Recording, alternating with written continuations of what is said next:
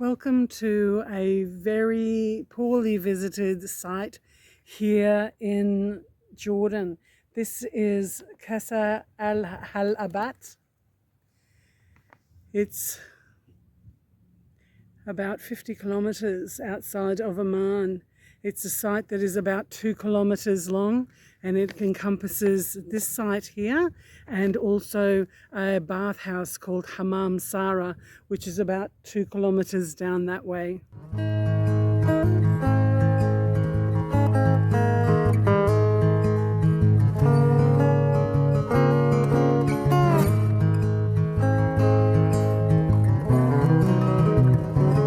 The site encompasses this mosque as well as this castle over here, which is an Umayyad castle. This is a pretty casual site. Nobody checked my Jordan pass as I came through the entry area. The security guys, the military, just waved me through.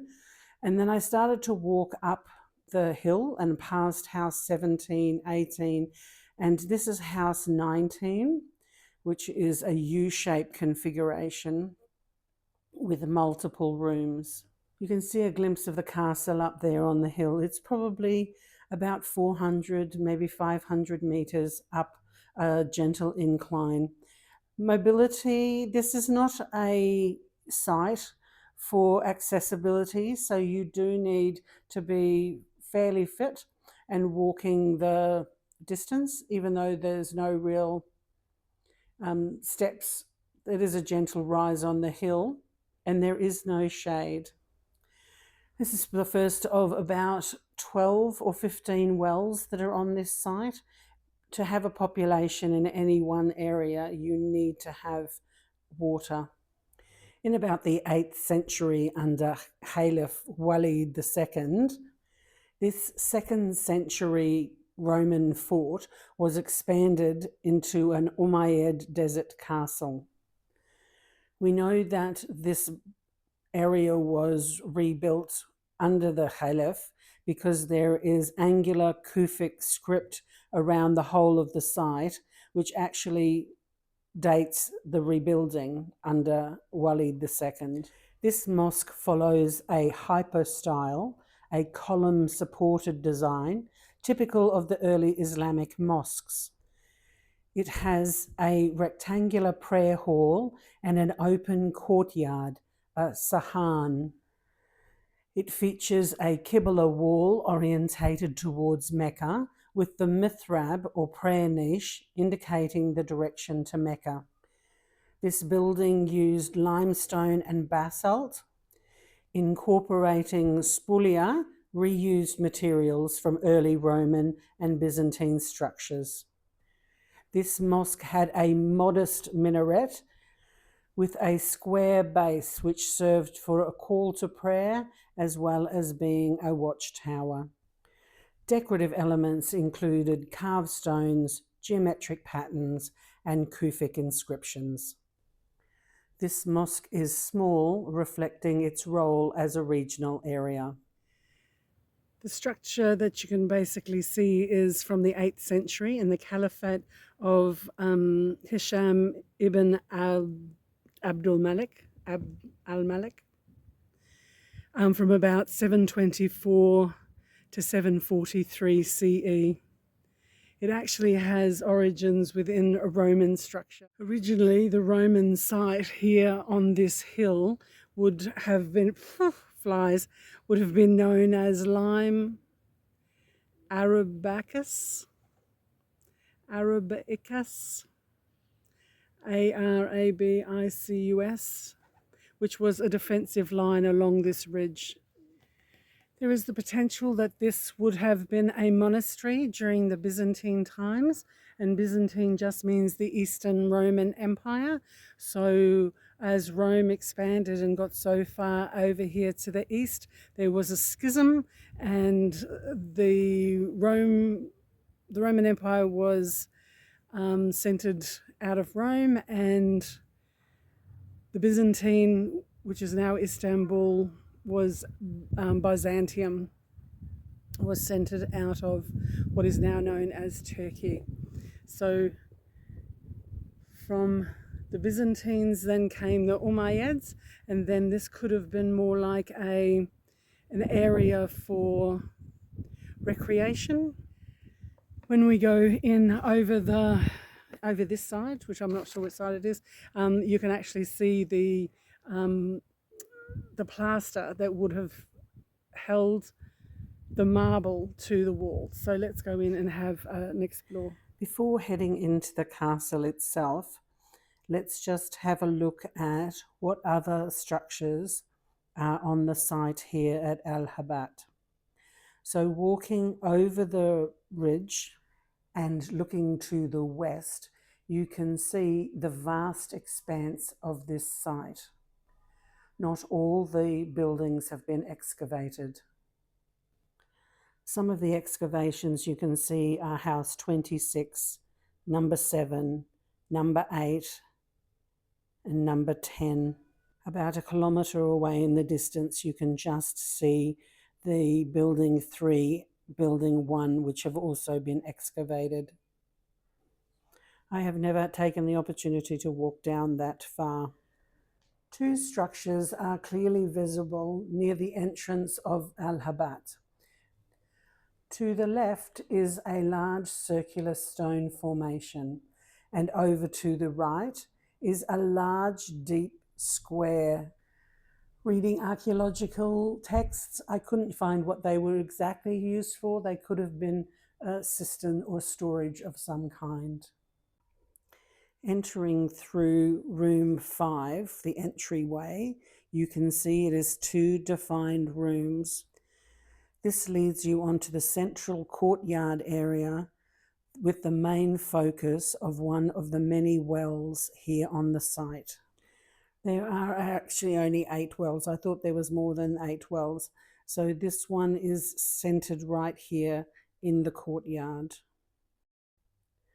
Moving over towards room 18, crossing a high threshold, you come to a small room with a supporting arch. This room leads into a large reception hall with a beautiful mosaic floor. In the middle of this reception hall, there is another one of the 8 wells. On the other side of this reception hall is room 15, 16A and 16B. I'm unsure what those structures are over there in the left-hand corner that you can just see. Coming back into the courtyard and looking at room 6 and the stairway going up to the 2nd floor. Entering room 10, you can see the plaster that would have held the marble or the stucco onto the walls. The stone is a combination of basalt and limestone. Passing through room 9, another staircase is visible in room 7. There is no access to room 8, which would have been the base of the watchtower, potentially on the northwest side of the castle. Walking back through rooms 9 and 10, we can see room 11 has these beautiful mosaics on the floor. From what I could see, the mosaics were geometric patterns. There was a tree, and I thought I could make out maybe potentially the shape of a bird within some of the other mosaics on this floor in room 11. These rooms would have been late additions in the Rashaned Praetorium typeface in the 6th century after the earthquake in 551 AD. Heading into room number 4, you can see some massive corbels that would have supported 2 huge arches that supported the ceiling in this room. In room 4, you have some amazing examples of Kufic script, the oldest calligraphy form of the Arabic script named after the city of Kufa in Iraq. The angular, geometric and highly stylized, making it suitable for monumental inscriptions. Used widely between the 7th and the 12th centuries, especially amongst Umayyads and Abbasids. The Kufic script has Quranic verses, names of officials, and the dates of when the building was reconstructed. Having a brief glimpse into room 2, it looks to be something like an olive press or something of that nature. There is a definite piece of engineering there on the floor. Most of the rooms are accessible from this central courtyard. Looking around, you can see all of the amazing arches in all of the other rooms. Moving into room 24 potentially was a banquet hall. It would have had marble lining all of the walls, and at times you can see remnants of the marble right down on the floor level where it's been broken off. The plaster that is angled to increase the surface area for where the pieces of marble would have been attached to the wall. Moving through room 23, once again there are large corbels on each side of the wall that would have supported another amazing arch. Moving through the next doorway into room 21, you are greeted with 2 sets of stairs, one going up to the left and then the other one going down. Room 21 has no other access point other than this doorway. Heading up the stairs to room 22, which would be potentially the southeast watchtower. From this elevated vantage point, you get a great view of houses 6, 7, 8, 9, and 10, and across the ridgeline houses 5, 4, 3, 2, and 1. From this substantial watchtower looking to the north, you can see houses 11, 12, 13, and 14, just on the other side of the mosque. A very wide, solid wall, and looking back over towards houses 7, 8, 9, and 10 towards the south of the site. Once again, over on that far ridge line is houses 1, 2, 3, 4, and 5. Though I've never visited them, I will have to put them on my to-do list to do next time. After passing through the central courtyard again, turning to the left, going into room 20. In room 20, there is 2 sets of corbels on the walls to support these amazing arches. One there has been reconstructed. Looking back over to the wall to the left into room 21, where we had just been, and those stairs up to the southeast watchtower. In room 20, you can look through that small doorway and you look over room 19A and into that original older section of Limes Arabacus, the Roman fort from the 2nd century AD. That amazing mosaic floor that we saw earlier. So that's a visit to each of the rooms at Al Hallabat, the desert castle, the Umayyad castle, about 50 or 60 kilometers from Amman, near the city of Zaka. But not to be forgotten on this site is a 1-room museum that has examples of the restoration and the history of the site. The archaeological site has been preserved in conjunction with Spanish universities. In the museum there is the carvings, there is original mosaics. It gives you a very close look at the intricate artwork of the Romans, the Byzantines, and the Umayyads.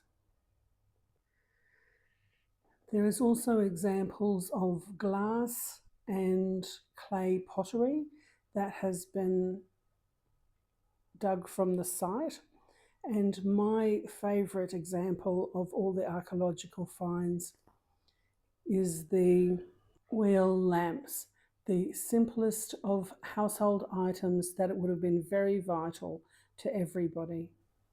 A very good display of the glass that was found on the site.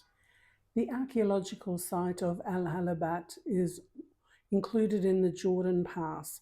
I didn't actually have to show it, so this site is a little bit relaxed with that type of thing, clearly, but there was nobody else at the site. So if you were to be one of the travellers that come to this site, you would be doing more than most. These duck or dove carvings were quite sweet. I've never actually seen things like that before. If mosaics is something that you're really interested in, most of the larger souvenir tourism shops do have replica mosaics for sale.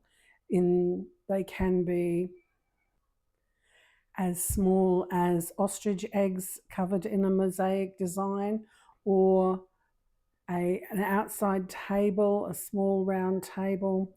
There's wall decorations.